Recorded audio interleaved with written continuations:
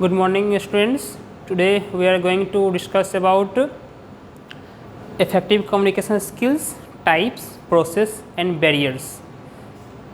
Here are the index where we are going to discuss about what is effective communication, process of effective communication, types of effective communication, essential elements of effective communication skills, barriers to effective communications, measure to overcome the barriers to effective communications.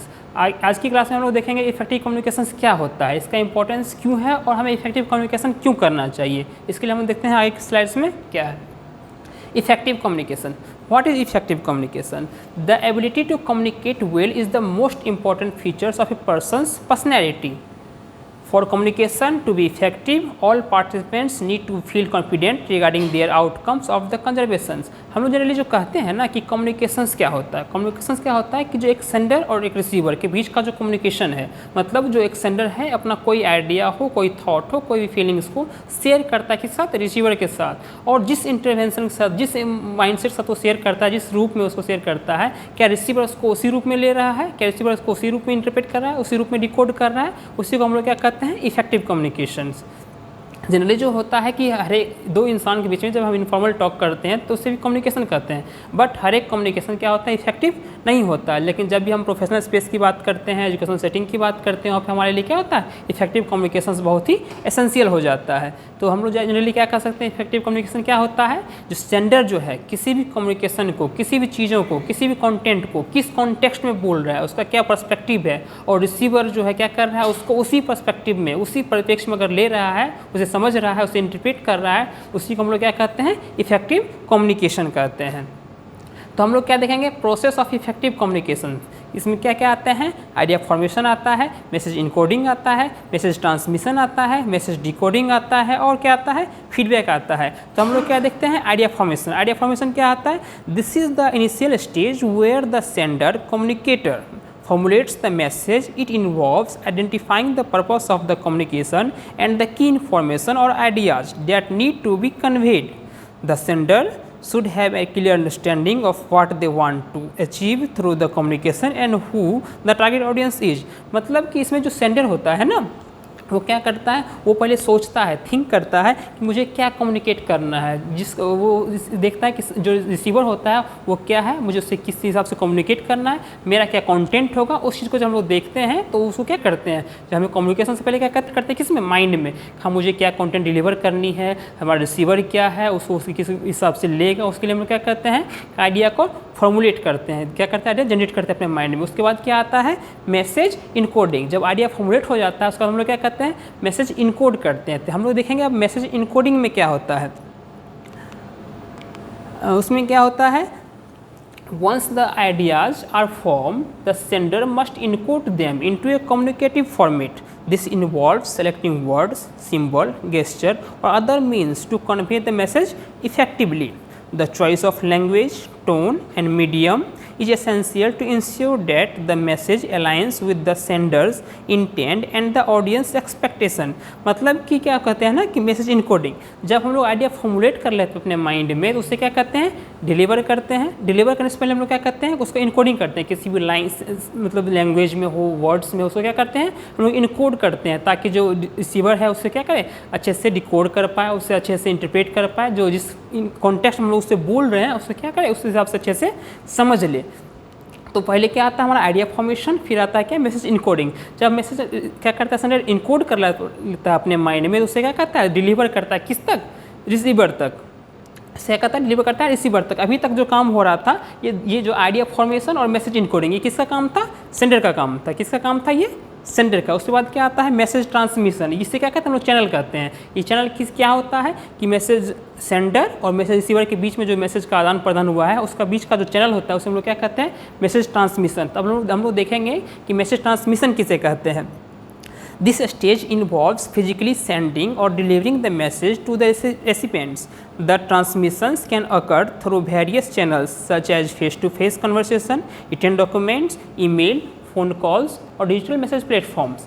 It is important to choose the most appropriate channel based on factors like urgency of the message, the nature of the content and the preference of the audience। इसका मतलब कहने का अर्थ क्या हुआ कि जो हम लोग मैसेज भेजते हैं रिसीवर को, उसके लिए क्या करना चाहिए, हमारे पास अप्रोप्रिएट चैनल होना चाहिए। क्या वो हमारे लिए अर्जेंट है तो हम direct phone to phone call के थ्रू कर सकते हैं, या फेस टू फेस बोल सकते हैं, या उससे हम लोग अगर फॉर्मल वे में करते हैं, प्रोफेशनल वे में, तो उससे क्या करते हैं, ईमेल के जरिए भेजते हैं, किसी लेटर के जरिए भेजते हैं। तो वो भी क्या हुआ, हमारा कन्वर्सेशन हुआ आपस में। लेकिन क्या होता है, वो कन्वर्सेशन थ्रू वर्ड्स होता है, जिसमें एक अर्जेंसी नहीं होती है। अगर अर्जेंसी होती है तो हम डायरेक्ट उसे फ़ोन कॉल्स के थ्रू करते हैं, व्हाट्सअप चैट्स के थ्रू करते हैं, और क्या करते हैं, डायरेक्ट फेस टू फेस करते हैं। मैसेज ट्रांसमिशन के बाद क्या आता है पार्ट्स, मैसेज डिकोडिंग। ये पार्ट जो क्या होता है, रिसीवर का पार्ट होता है। इसमें क्या करते हैं, रिसीवर का रोल होता है। इसमें क्या करते हैं, मैसेज डिकोड करते हैं। तो हम लोग देखते हैं मैसेज डिकोडिंग क्या होता है।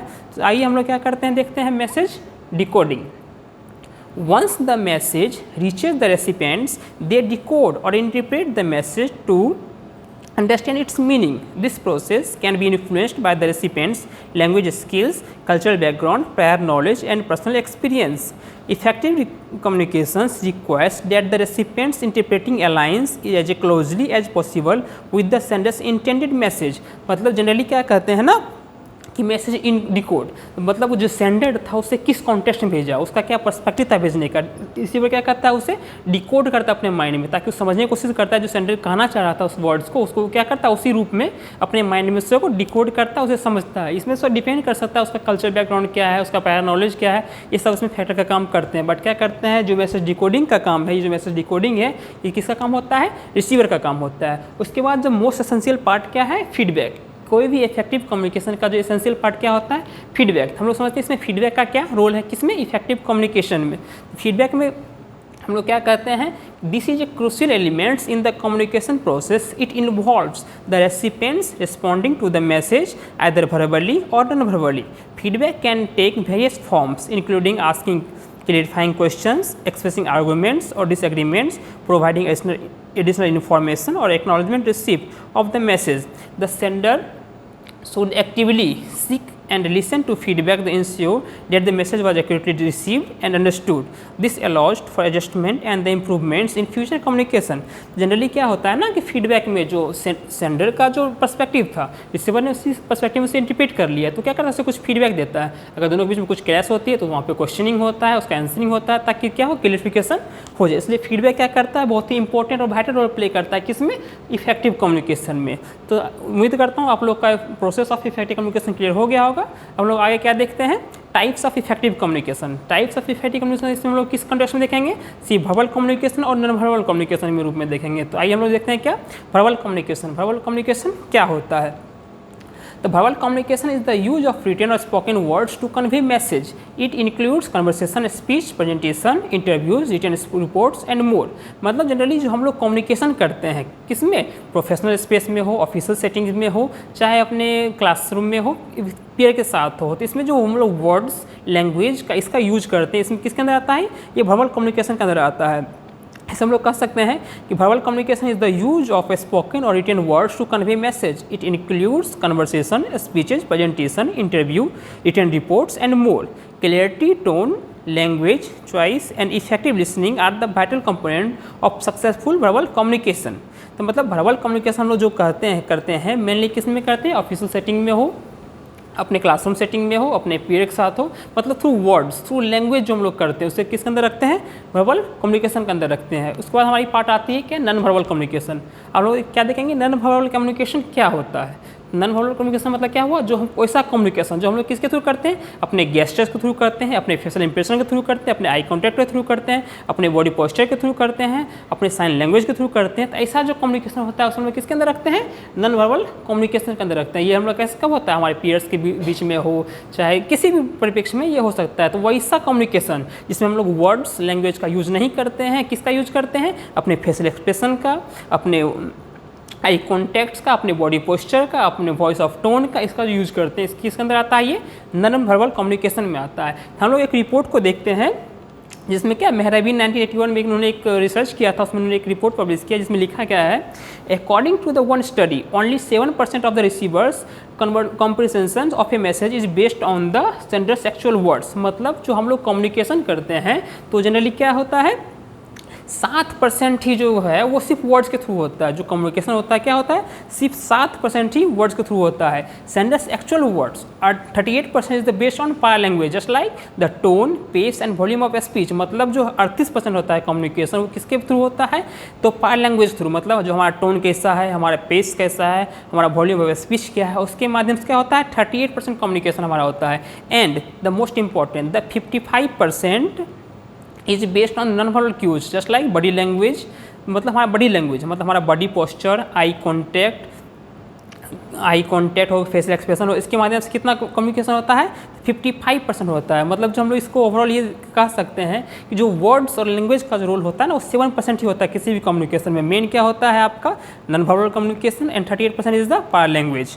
तो शायद आप लोग को नॉन वर्बल कम्युनिकेशन क्लियर हो गया। आज हम लोग इसका क्या करते हैं, एग्जाम्पल देखते हैं। देखिए examples of non verbal communication क्या क्या होता है, आई कॉन्टैक्ट, हम लोग आई कॉन्टैक्ट के माध्यम से करते हैं। Facial expression just like a smile, movement of I and lips, eyebrow.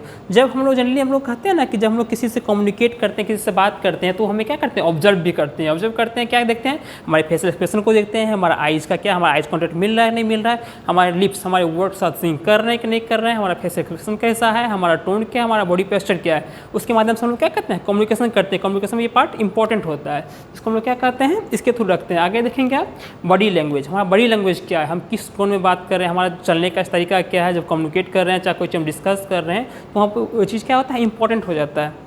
उसके बाद आता है ये टच, अपीयरेंस एंड प्रॉक्सिमिटी। हमारा टच भी कैसा है, जब हम लोग किसी से कम्युनिकेट कर रहे होते हैं, हम उससे टच कर रहे हैं नहीं कर रहे हैं, हमारा किस चीज़ को किस में छू रहे हैं, ये भी क्या होता है हमारे नॉन वर्बल कम्युनिकेशन में इंपॉर्टेंट होता है। तो शायद आप लोगों को वर्बल और नॉन वर्बल कम्युनिकेशन क्लियर हो गया होगा। हम लोग क्या करते हैं, आगे चलते हैं। आगे हमारा क्या आता है, essential elements of effective communication skill. मतलब किसी भी कम्युनिकेशन को हम लोग क्या करते हैं इफेक्टिव बनाने के लिए क्या हमारे अंदर स्किल्स होना चाहिए, उसमें कुछ स्किल्स इंपॉर्टेंट होते हैं। जैसे कि communicating with a person is a skill as well as an art that comes with experience and constant practice. मतलब जब हम कोई चीज़ प्रैक्टिस करेंगे ना, कोई स्किल्स को बार रूप से, तो हमारा क्या होता है कम्युनिकेशन क्या होगा, वो इफेक्टिव होगा। जिसके लिए कौन कौन से स्किल्स हमें अंदर चाहिए, observance, clarity and brave, listening and understanding, emotional intelligence, self efficacy, respectful, selection of right medium, providing feedback. ठीक है, ये सारे क्या हैं, एसेंशियल कंपोनेंट हैं किस चीज़ के लिए, अपने कम्युनिकेशन को इफेक्टिव बनाने के लिए। शायद आप लोग को क्लियर हो गया होगा। ठीक है, हम लोग अब आगे चलते हैं। आगे क्या आता है, बैरियर्स ऑफ इफेक्टिव कम्युनिकेशन। हम लोग कहते हैं ना कि जब हम लोग कुछ कर रहे हैं तो उसमें कुछ ना कुछ क्या होगा, बैरियर्स आएगा ही। अब जो हम बताना चाहते हैं ऐसा नहीं है कि अगले वो उसी रूप में ले, उसमें कुछ ना कुछ क्या होगा, बैरियर्स आएंगे। तो हमारे इफेक्टिव कम्युनिकेशन में क्या क्या बैरियर आते हैं, हम लोग क्या करेंगे उसे देखेंगे।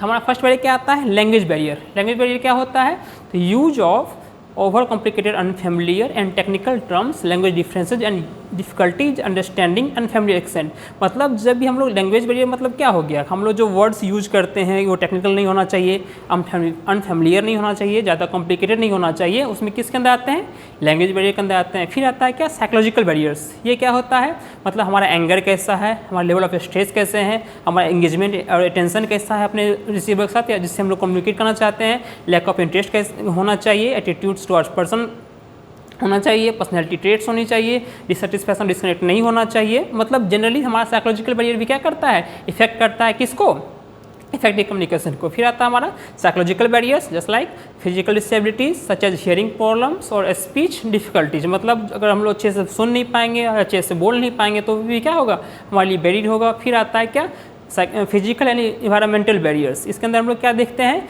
कि जैसे नॉइज हो, फॉल्टी इक्विपमेंट्स यूज कम्युनिकेशन हो, वेदर कंडीशन हो, ये सब भी क्या करता है हमारे कम्युनिकेशन को इफेक्ट करता है। उसके बाद पार्ट्स आ जाते हैं क्या, social emotional barriers and taboos. मतलब क्या हो गया कि for some peoples expressing their emotions can be difficult and some subject like politics, religion, disabilities, sexuality, racism and controversial opinions might even be forbidden।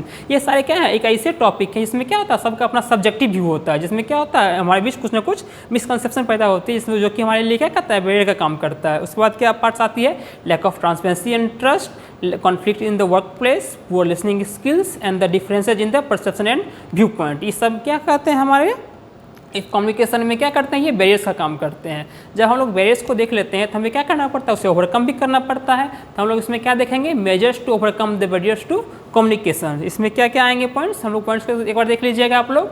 The idea should be clear before communication, ideas क्या होना चाहिए, clear होना चाहिए communication से पहले। The sender should communicate according to the receiver's need, consult others before the communication, pay attention to the message wording tone and content, ensure getting proper feedback, follow up the communication, be a good listener, क्योंकि एक good listener ही एक अच्छा speaker हो सकता है, ये बात हम लोग जानते हैं। हिंदी में कहते हैं ना, एक अच्छा श्रोता ही क्या होता है, अच्छा वक्ता बनता है। तो जब हम लोग क्या करते हैं, अपने बैरियर्स को ओवरकम कर लेते हैं, तो हमारा क्या होता है, कम्युनिकेशन इफेक्टिव होता है। तब हम लोग इसमें क्या करेंगे, देखेंगे क्या कि जो हम लोग इफेक्टिव कम्युनिकेशन किसे करते हैं। तो आज की क्लास में शायद आप लोगों ने इस चीज़ को समझ लिया होगा कि इफेक्टिव कम्युनिकेशन किसे कहते हैं, इसके प्रोसेस क्या होते हैं, इसके जो टाइप्स हैं वर्बल एंड नॉन वर्बल वो क्या होता है, इसके बैरियर्स कौन कौन से आते हैं इफेक्टिव कम्युनिकेशन में, उससे हम लोग कैसे ओवरकम कर सकते हैं। ठीक है, अगर कोई डाउट हो तो इसे हम लोग अगली क्लास में करेंगे। Thank you.